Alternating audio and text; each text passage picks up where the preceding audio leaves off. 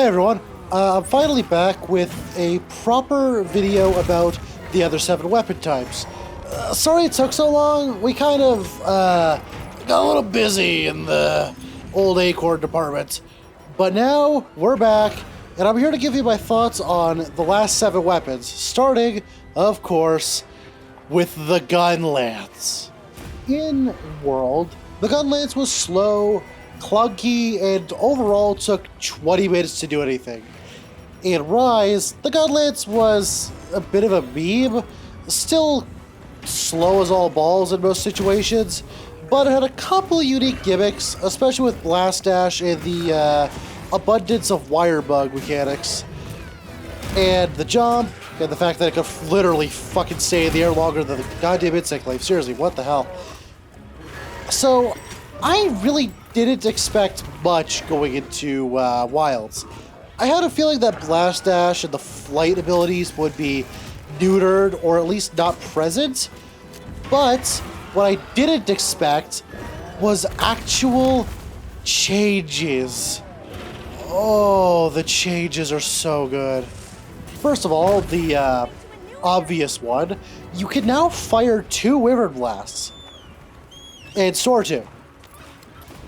Which obviously isn't, that much of a big change, but it's something. But the actual changes that come in, ooh, baby, they're good. So, first of all, Gun Lance overall is a lot more maneuverable. I wouldn't call it fast, you're not going to be going anywhere with most of these attacks, but you aren't slow by any means. You can move in increments with pretty much every attack, sidestepping to the left and the right with basic shots, and overall, your dashes seem to take you a lot further, and the feeling of control, being able to use focus mode to adapt where you're hitting on the fly, is still here. Much of the jank and the slowness for World is gone, and Rise's flight is gone as well. This is pretty much a full rework of the Gun Lance while still keeping it into the general vibe of the Gun Lance. The only things that are still here are the reloading, the worm stake, which is now 20 times faster. You don't have to stand there going, whenever you poke a monster to actually launch the damn worm stake. Instead, you just launch it. Like, just launch the damn worm stake. Why did World make you take 20 minutes to... Anyway, overall, the Gun Lance changes are amazing, and that's in addition to the block changes, where every perfect block gives you a move to counter out of. And let's move on to the next weapon. So, I mained Switch Axe for 4 Ultimate. That and Insect Glaive, which, I mean, everyone in 4 Ultimate wielded the Insect Glaive. I played a bit of it in Generations, not a lot, but, I played a heck of a lot of it in Rise, and a bit of it in, World. And I always had the one nagging question of, in the next game, are they gonna take the Switch Axe and transform it from a weapon that has a split identity of, is it meant to be used in Axe mode as damage, or is Axe mode meant to be a cooldown from Sword mode? And when I say they finally decided, I say they finally decided. I mean that. When you go to Axe mode, you charge up Sword mode's gauge by simply attacking. And Sword mode has gotten a lot easier to transition into for your bursts. With the burst, you can go into your element discharged, into full release slash, which has armor and expels pretty much all of Sword mode. Plays a lot more like Charge Blade, which isn't necessarily a bad thing. Overall, I think there's a lot of good changes that they've made here. Let's get into the nitty-gritty here. So, first of all, your focus strikes. The big hits you do on the wounds. Yes, focus strikes. You hit the monster with it, you get to do a transition attacks. You can swap between Sword and Axe mode. And if you end off in Axe mode, you get your Axe charge, which, for those of you who don't know, causes your attacks to build up amped mode faster while in Sword mode. Amp mode results in your sword and axe dealing elemental burst charges and allows you to perform the Dentist move, TM. In addition, all of your sword mode attacks are generally a lot faster. Although this certainly will not help with the skill issue I'm experiencing trying to fight Ray Dow. Overall, I think the Switch Axe changes are definitely a step in the right direction. Honestly, you could have done nothing going from World to Wilds and just kept the axe charging going, and it would have been completely fine. Like, axe attacks giving you your sword mode attacks back is just exactly what the weapon needed. Axe mode is no longer, oh well, what's the point? I need to get into sword mode as fast as possible.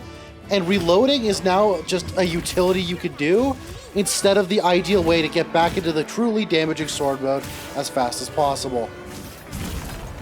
It's a really good change, and I will absolutely be using the Switch Axe further. Unfortunately, all these good changes still will not help with my skill issue. God damn it. I'll be the first to admit, I barely understand how to use the damn Charge Blade. Like, don't get me wrong.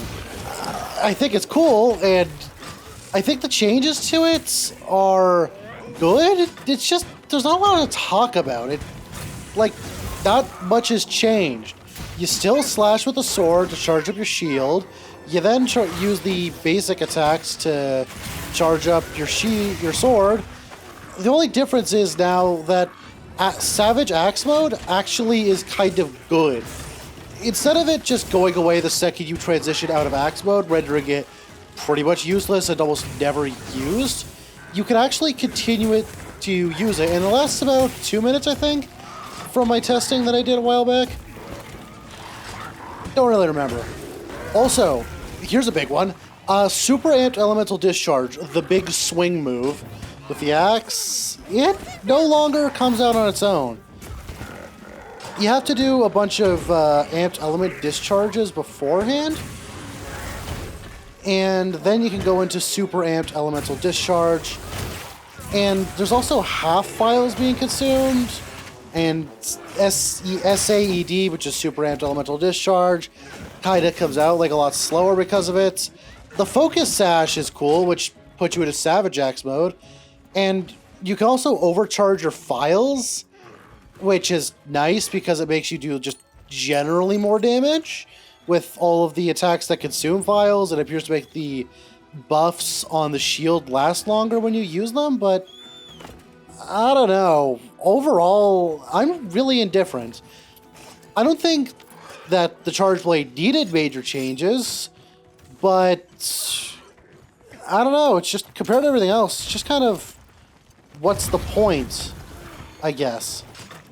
Oh, one cool thing though. The guard points on pretty much every attack are now much, much easier to see. So you can maneuver with them a fair bit better, I guess. Yeah, you can guard point your guard points better, and getting knocked back now allows you to hit further, and the sword is a lot longer now, so it's more like long sword and shield compared to like sword, the shield, sword to shield thing. If it sounds like I'm rambling and have not much interesting to say, it's because I really don't.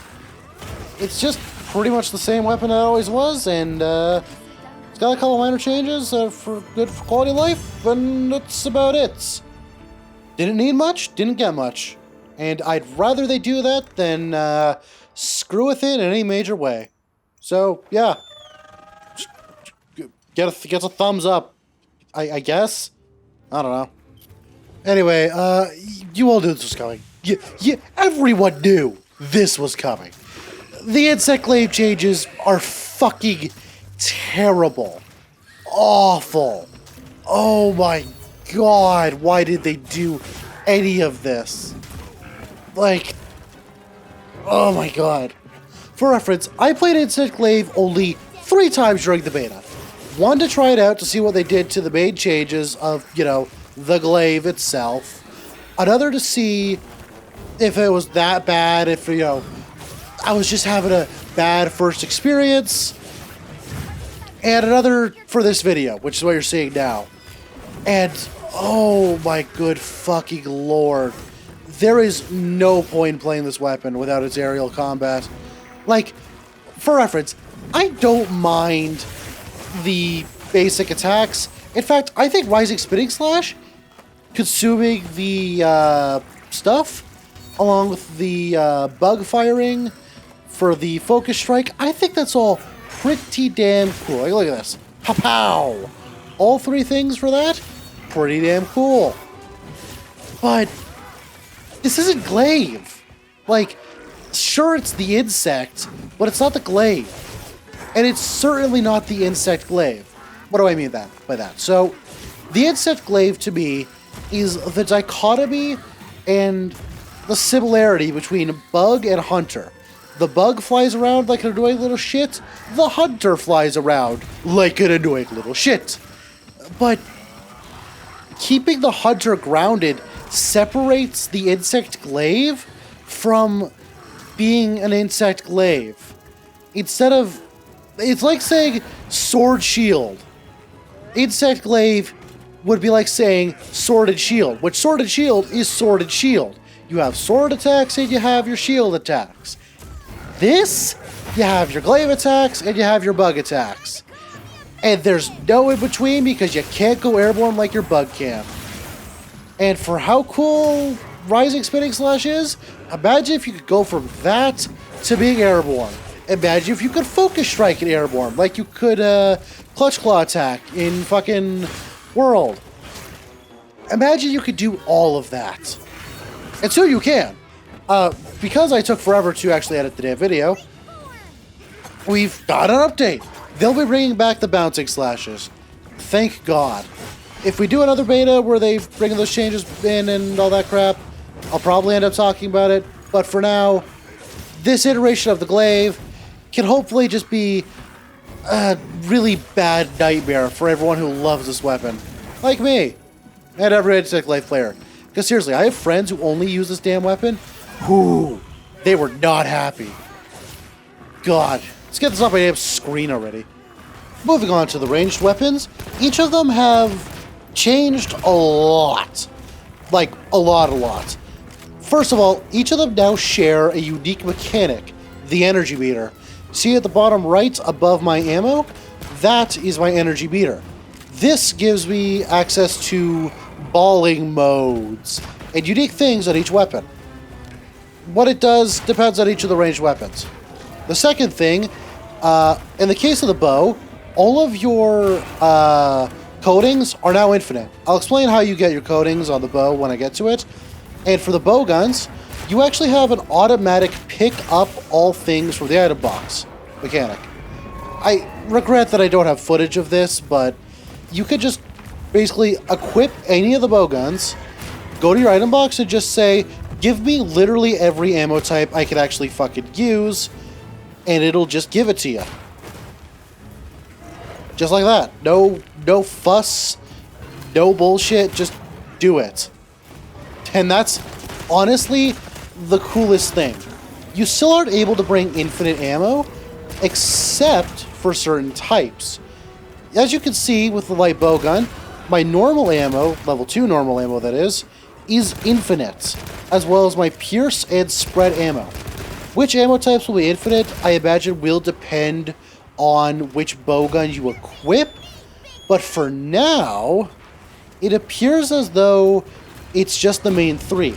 I imagine elementally aligned bow guns will have infinite elementally aligned ammo, along with certain bow guns having certain elementally aligned ammos. So like, for example, if Puke's in the game, you'll have a infinite source of poison ammo because that would just make sense. Do not quote me on this. This is just what I imagine they might do.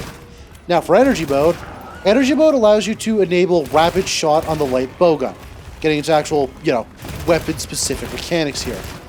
Light bowgun's rapid fire mode allows you to spray out a fuck ton of shots while also dodging around like a maniac.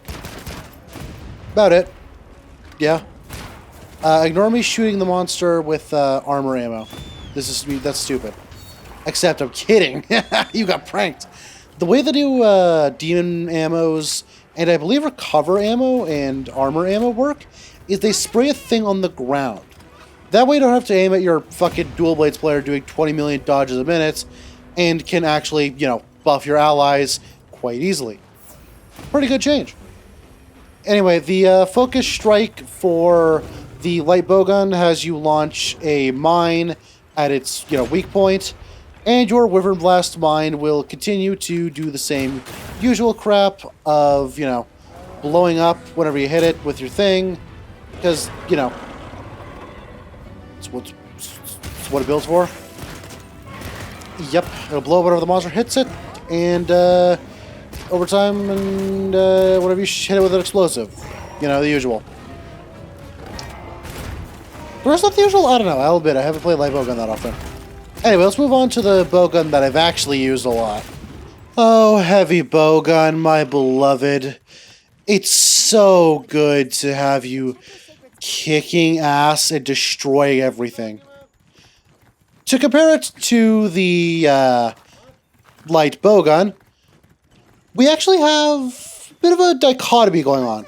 The light bowgun is a lot more spindly, scraggly, and throwing crap at the wall, moving fast and all that, whereas the heavy bowgun is much more focused on slower machine gun attacks with big blasts. And it has an offset attack. If you don't know what an offset attack is, offset attacks essentially act as a counter.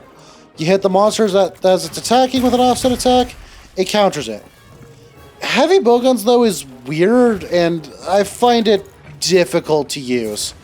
Like, here, you can charge it for so damn long, but, like, if you don't get hit by the monster, it just doesn't work. Like, Raid Dow is too fast for it to work. That, well, Chatacabra's attacks are all way too small for it to work properly. And Chatacabra Doshugama, I'll be honest, there's way too much happening with both those fights for it to actually work. Anyways, the energy meter for the heavy bowgun actually acts as, well, Wyvern Heart mode. Yeah, it's just Wyvern Heart. That's all it does. And the focus strike here is your LeBlanc. Same as the light bowgun. However, your offset attack actually costs a little bit of your energy meter, which I'll admit is cool and unique, and I kind of like it. As for the rest of the attacks, it's mostly just heavy bowgun stuff. You get rapid fire on normal ammo, you shoot the bullets into the monster, you shoot the gun gets shoot, bang bang, hit the weak point, blah blah blah. A couple things here. Both bowguns lack a melee attack now, which is strange, and I don't really know why they did that, but, I mean, it's whatever, I guess. I'll be honest, I didn't really find the melee attacks to be that useful, aside from just dealing with a Draggers just pissing me off. Seriously, piss off, Jaggers. Oh, also, last thing. Heavy bowgun gets a guard now.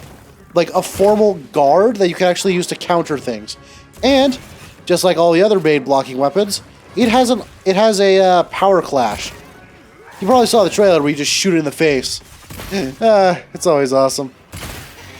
Anyway, that's just pretty much heavy bowgun. I do think light bowgun and heavy bowgun have received really good changes that I do like generally overall. And I like the fact that they're much more different from each other now. Because being a... I should probably explain this fully. Okay, history lesson. There used to be actually 3 types of bowguns. Light, medium, heavy. And which kind of bowgun you had depended on which of the customization options you chose. This was a terrible system and resulted in a lot of half-assed depth that just kind of kept the weapons from being fun, and nobody used the medium styles, so they kept it into 2 different weapons, light and heavy. And now we have actual distinct playstyles around wielding just straight up a gun. And it's been a couple games, and we finally got it proper. It's nice to see them acting on each of their own volitions now.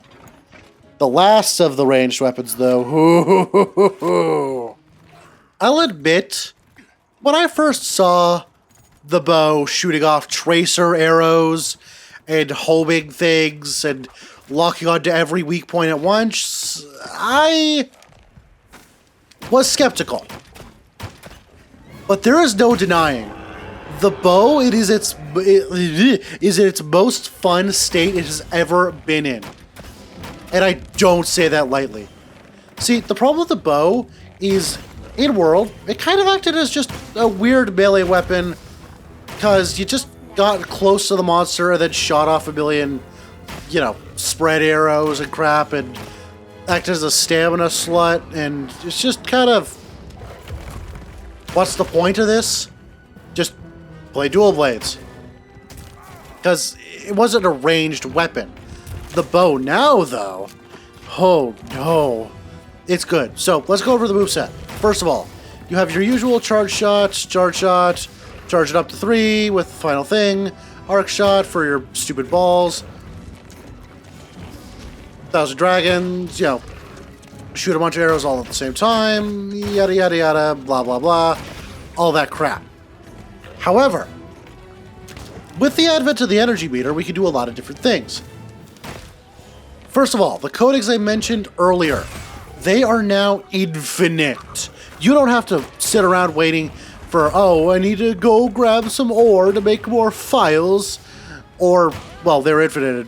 Were they infinite World? I don't know. I haven't played enough to check. They'd have to wait on, oh, I need to craft this, guys. Sorry, I need to carry a billion things. Just fucking, you want more coding? Just use some energy. You want to trace around so your arrows home in on it? And the focus fire also homes in on it? Just do it. You want to do a dodge that gives you more energy? Just do it. It's so good now. Oh my good lord. Now, I'll be the first to admit, this is overpowered. I mean, look at that damage. That is ridiculous damage.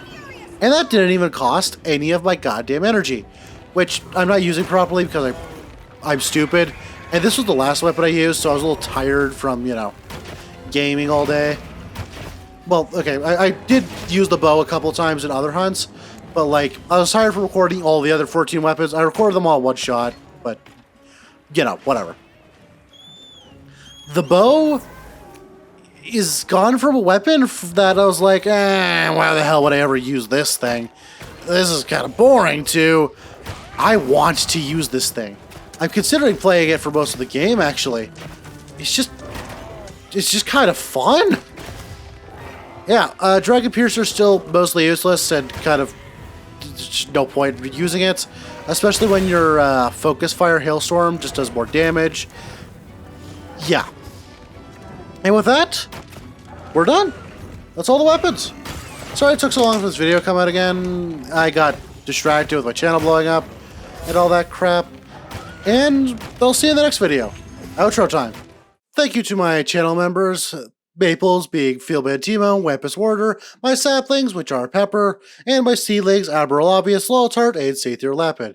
You too can become a channel member and support the stuff I do here, and secure yourself some useful and unique perks, including a special Discord channel in my Discord, which you should also join, and priority game access, which, trust me, when Wilds comes out, you're probably going to need priority game access just to get in with me. See you in the next video. Bye now.